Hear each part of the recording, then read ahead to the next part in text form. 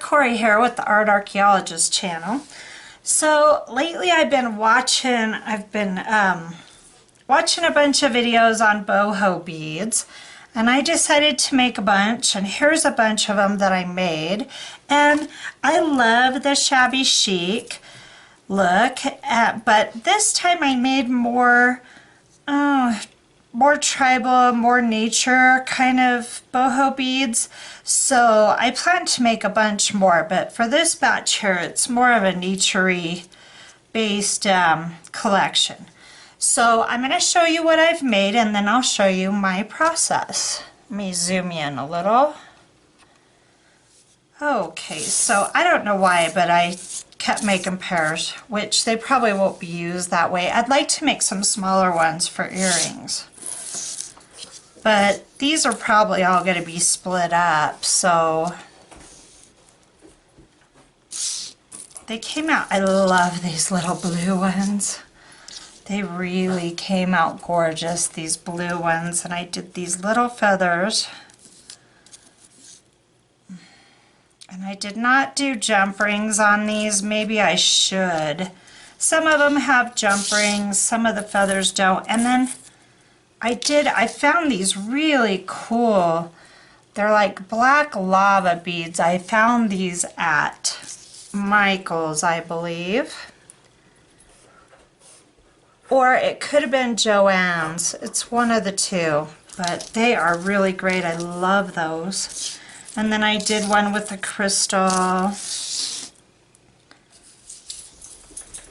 just so fun. And I put a little feather on this one. And then I've got these little perfume bottle charms that I got on eBay.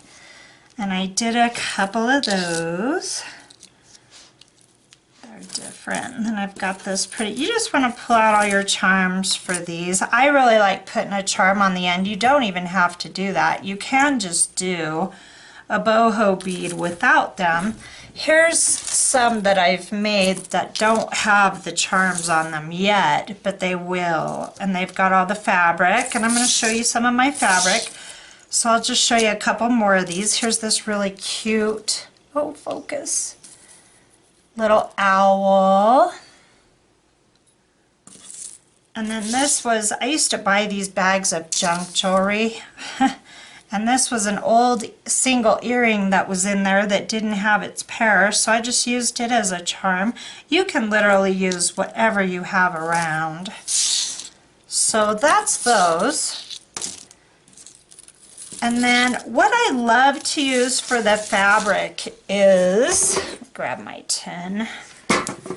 I got this tin at an auction and I love it, and it's the perfect tin for these. So if you can pick yourself up a cute little antique tin, makes it even more fun. Okay. All right, so I want to go over the fabrics a little bit. I have, let me get a, here we go. I've got a piece of felt sitting here. I got this netting. I've got silver, and it's like a little fishnet pattern. I got silver and gold a long time ago at Joann's, and I've been using this to put on top of the beads, on top of the other fabric I'm using. Okay, and then the fabrics I'm using, I just wait for the fabric quarters to go on sale at Joann's, and you get all these amazing patterns. Here's one. You can get so many neat, and if you if the fabric quarters aren't on sale, and the cotton that the quilters use, all the cottons, they have cotton batiks, and they've got cotton prints, and they've got every color you can imagine. So the fabric section at Joann's is really a good place to get stuff for this project. So I just wanted to show you a few of these are all batiks that I'm using, cotton batik fabric quarters, and they are so cool. Okay, so there's that. Now I've put together, I wanted to show you how I do this. I do this with these little straws. I've got a bag of these quite a long time ago, and I've just had them in my cabinet, and they're not the strongest, but they're good enough. They're just little mixing straws. If you ever find yourself at a bar or a restaurant, just ask them for a few if you can't find them in the store. And I'm sure they'll look at you weird and give you some. So now these I got at Hobby Lobby in the party section, and they have all different kinds and colors, but some I want to do some lace shabby chic ones. So I got this craft paper color. It's actually got gold stripes on it. But, you know, if anything shows through the fabric, I don't want it to be these obnoxious prints. You know what I mean?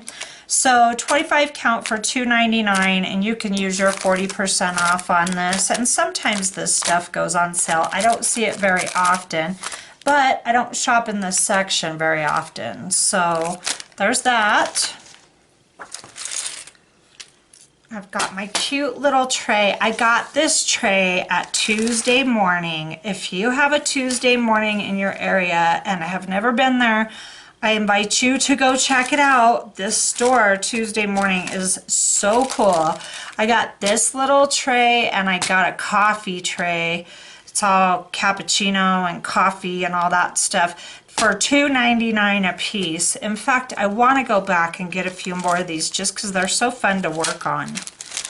So I wanted to tell you about that too. Here I put together a little kit just so I could show you real quick how I do these. I've got a couple, let's talk glue for a second. I've got Mod Podge matte in this little container, and you can get these in the tie-dye section of most stores as empties. I got mine at Hobby Lobby. And then I've got Fabri-Tac, and this Mod Podge is the matte because all the fabrics I use are matte. I rarely use gloss anything. So Mod Podge matte for this project if you don't want a gloss. And then Fabri-Tac, this dries clear, so I haven't had any issues with this being real sheeny. So those are what I'm using for glue. Now, I've got these long eye pins, and I threw the container away because I always put them in Ziploc baggies, but these are probably, I don't know, I would say, what are they, 2.5 inch?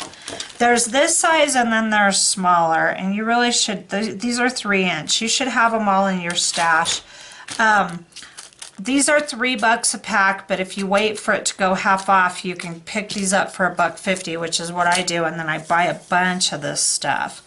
So I've got my eye pin, and then you want to pick your beads, you want to pick your combo and make sure the length is going to work. I'm using straws that are cut for this particular set 1 inch, okay?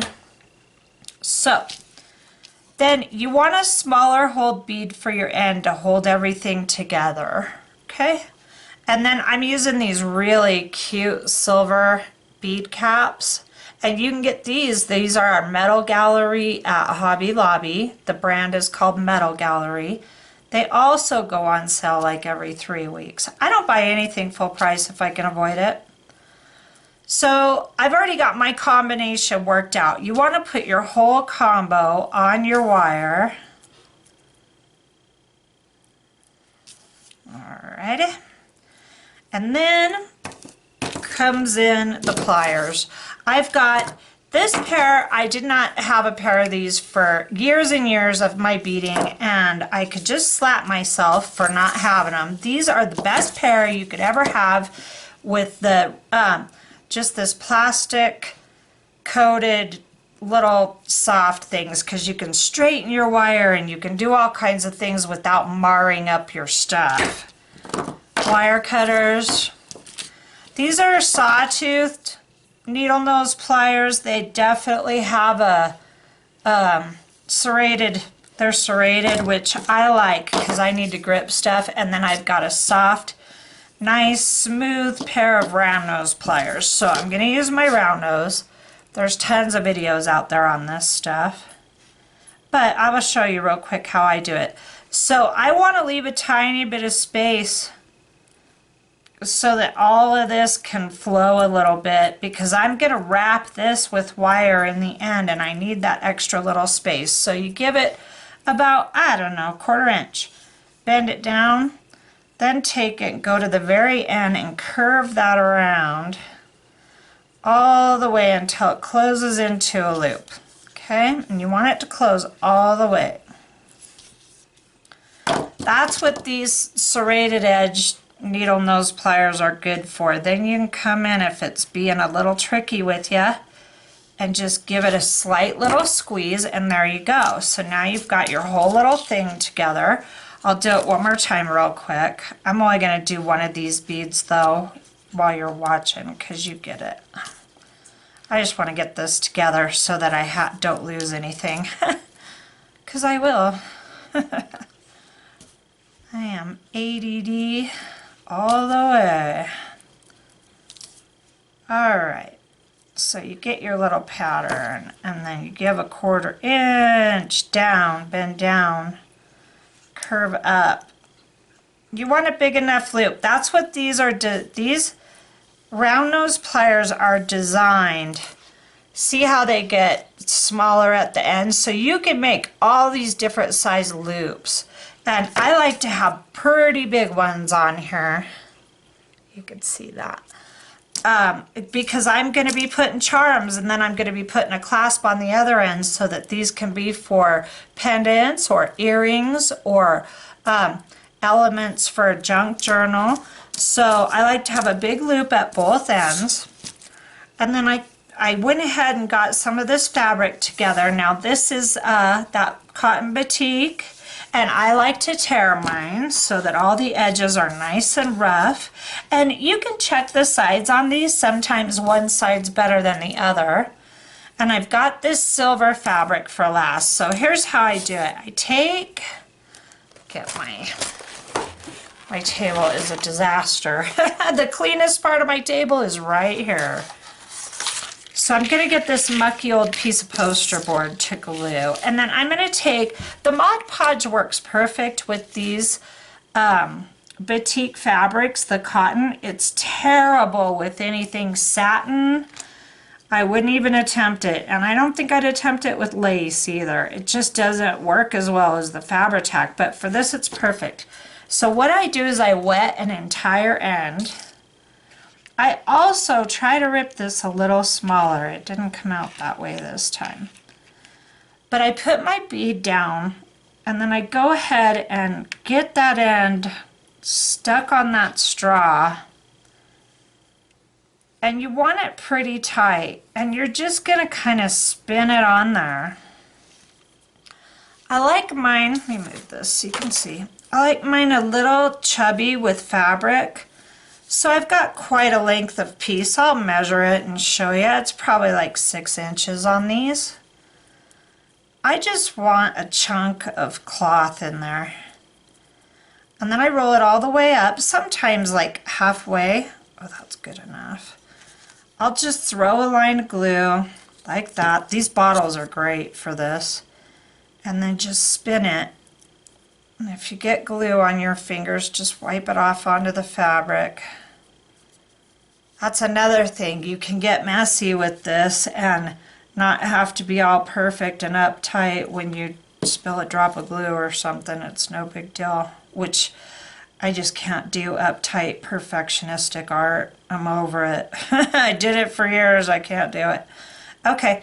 Then I just seal that with the lip of glue when I'm rolling it. The lip of glue you get that comes out from rolling it, you can just seal that baby right up. I have a rack. Let me grab this rack so that you can see this thing. Hold on a sec. Okay, it's kind of hard to see it, but it's got all these hooks on it. And they've got little like clamp pins on them. So I can just take my beads and clamp them. So you could do this, you could get some clothespins and some string and do this on any kind of a bar, a curtain rod or something in your house. I got this rack, it's really tough to see. Here, let me, at an auction, there it is from the top. I just got really lucky and I didn't have a use for it when I bought it, but I raised my hand when it went up for bid and I won it for like $2.50. So I'm really glad I got it. So sometimes I'll stop there and I'll let this dry and I won't mess with it again for a while, but for the sake of showing you, I'm going to go ahead and put this on. Now I want the blue, let me bring you back in here. I want the blue of this to show up underneath this netting, so I don't want to keep winding it around and around. You can, totally, if you want that look. But I'm just going to overlap it a little bit and then give this a whack. Oh, every time I go to make a video, I'm missing some tool I need. Be right back. Okay, my scissors walked off into the kitchen and didn't come back. Okay, so now with this stuff, I really struggle with the Mod Podge. I gotta sit here and hold it, and I do not want to do that for more than a sec. I will also use a pair of pliers. These are very handy to have around for all the stuff I do. And I get 4 packs of these at the Dollar Tree. Sometimes they have them, sometimes they don't. When they do, I stock up. It's kind of funny. I probably have like 16 of these laying around. But I use them all the time. So now I'm going to take some Fabri-Tac and I'm going to go just above that seam line I just did. And I've got a pretty thick bead of glue on here. So I'm going to slap that down.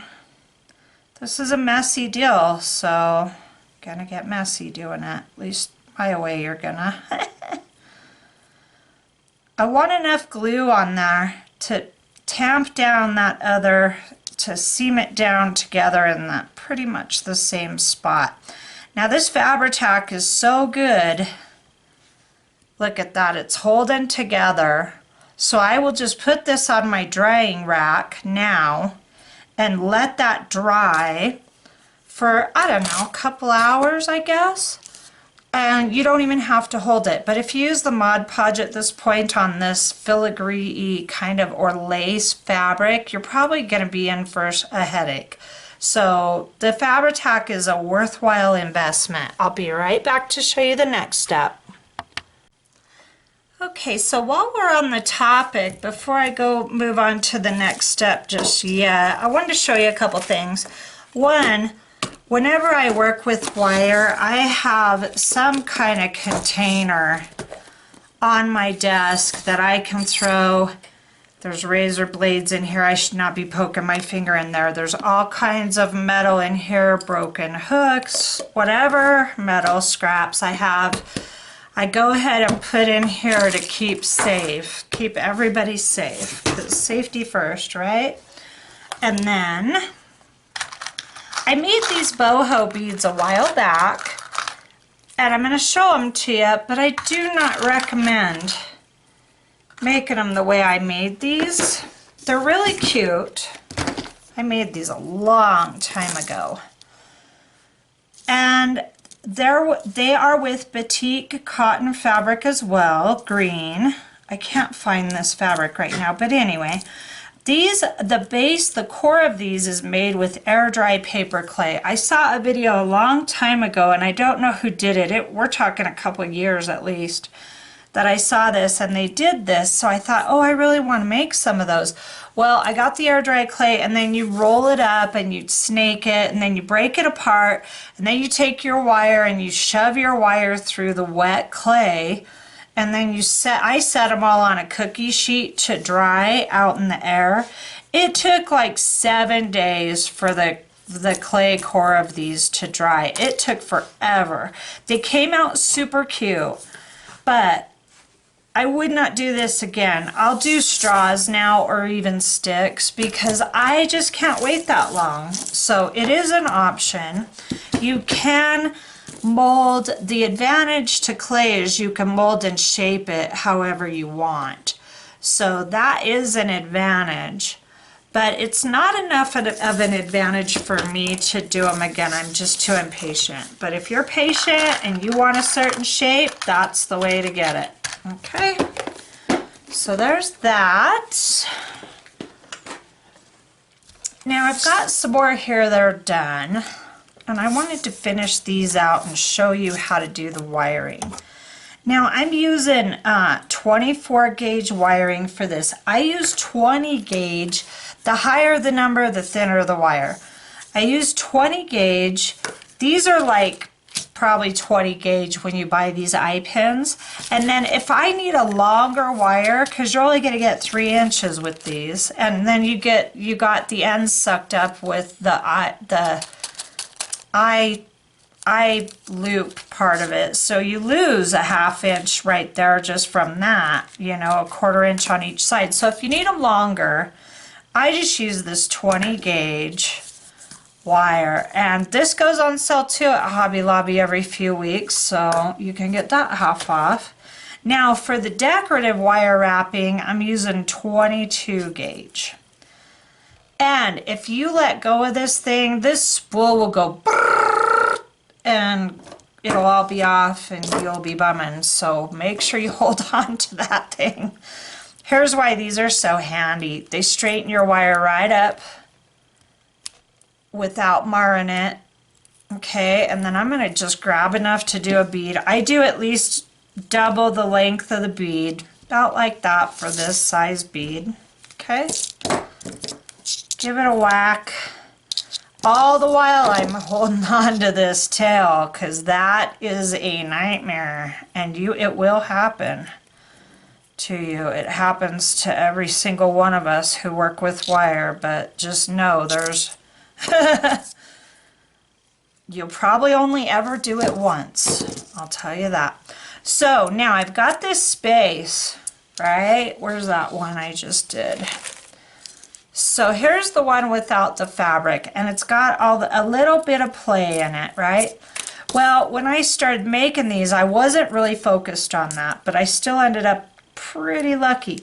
So I'm putting it down in between the first bead and the straw, and I'm shoving it down to that wire.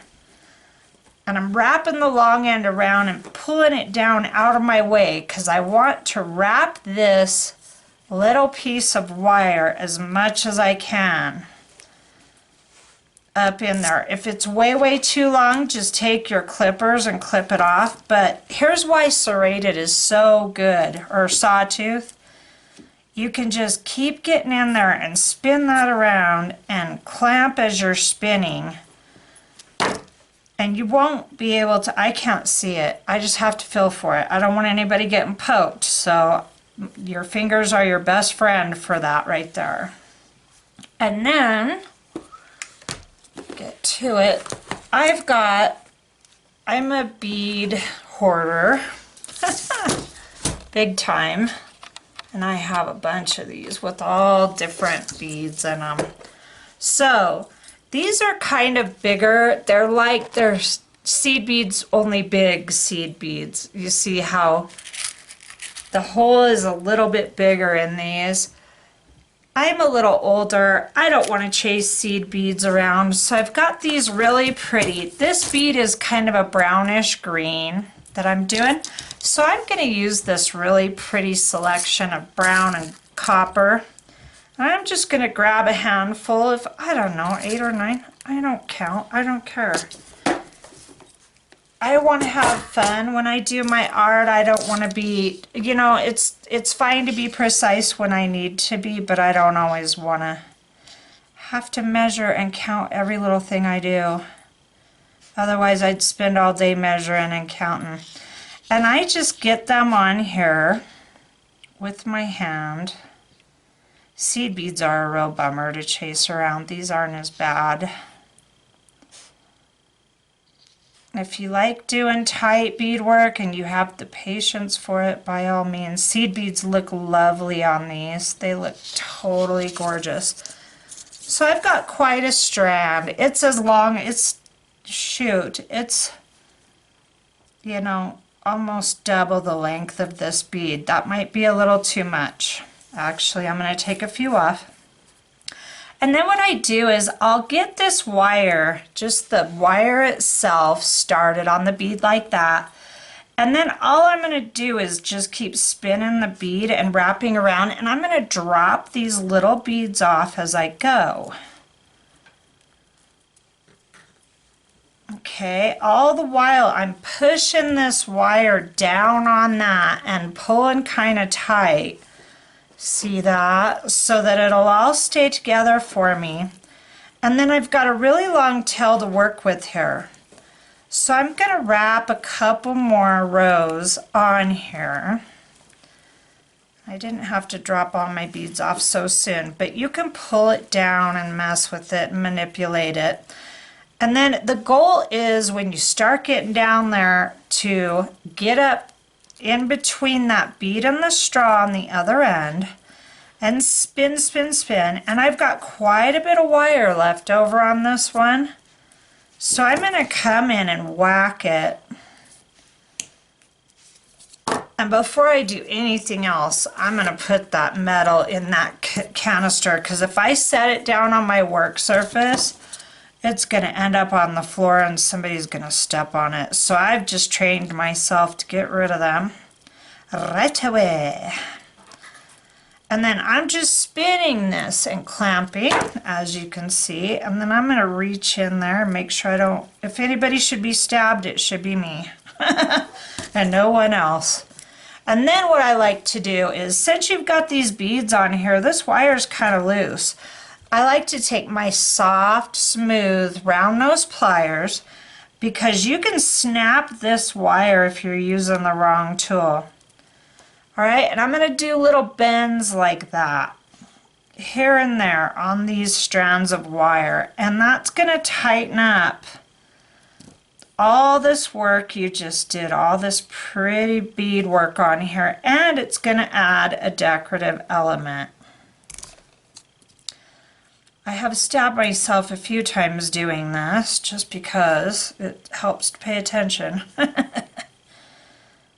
Oh, sometimes I just get distracted. If you don't want to hurt yourself, just don't do what I do. Okay, so there you've got this beautiful wire wrapped bead with some extra interest on it, and I really don't care how this lands. I just don't let myself get into uptightedness over stuff, because life's hard enough. That's the way I see it. All right, now I've got some jump rings around here. I made these charms quite a while ago, and as you can see, it's just an God darn it, eye pin piece of metal, and you just strand your beads on and then do another loop just like we did. Easy peasy, right? I will be right, oh, there they are. I was gonna stop the camera because here I am again not having what I made. So I just picked up some of these. They're really flat matte gold jump rings at Hobby Lobby, and I have really bright gold. They have silver, bright copper, this bronze color, gold. They only had one bag of these, so I snagged it. I wish they would have had more. So for the sake of what I have on the table, I'm just going to use my round nose and my sawtooth. And you want to bend these jump rings. You always want to bend them sideways. You never want to pull them apart because they're designed to bend sideways. And when you do this, this actually, when you work your metal, it hardens it. It's called metal hardening. Okay, so I'm going to take this pretty little charm and throw it on here. And then whichever end of your boho bead you want on there, just throw it on that jump ring. And then bend this straight back like that, and then you can line it right up the way it's supposed to be. It's a very, very important piece of information there. Okay, So since I have another loop right there, I'm going to go ahead and grab a teeny tiny feather if it's not too much trouble. I have stuff everywhere. The feathers are a nice end piece. And I get most of my beads between Joann's and Michael's. I buy a lot of stuff at Hobby Lobby too, but beads and charms I get mostly at Michael's, okay? So I've got a lot of golds and browns in here, so I'm going to go ahead and use this gold little tiny feather. Same thing, I'm going to use my round nose and my sawtooth, whatever they're called. And same exact thing, you want to open it like that and then just pop that on there. And then you've got a nice finished piece. And then now this top one, you'll put a jump ring and a lobster claw or whatever kind of clasp, or just a jump ring. Whatever you want to the top. But here's the finished bead. Isn't that cute? And you can make tribal, shabby chic, you know, your imagination. Sky is the limit once you've got these basic techniques. So I really hope you try this. I'm racking up a whole bunch of these lately, and I'm doing other fun, exciting stuff too. So please come back and join me for more videos, and I will see you next time. Thanks for joining me today, and have a good one. Bye-bye.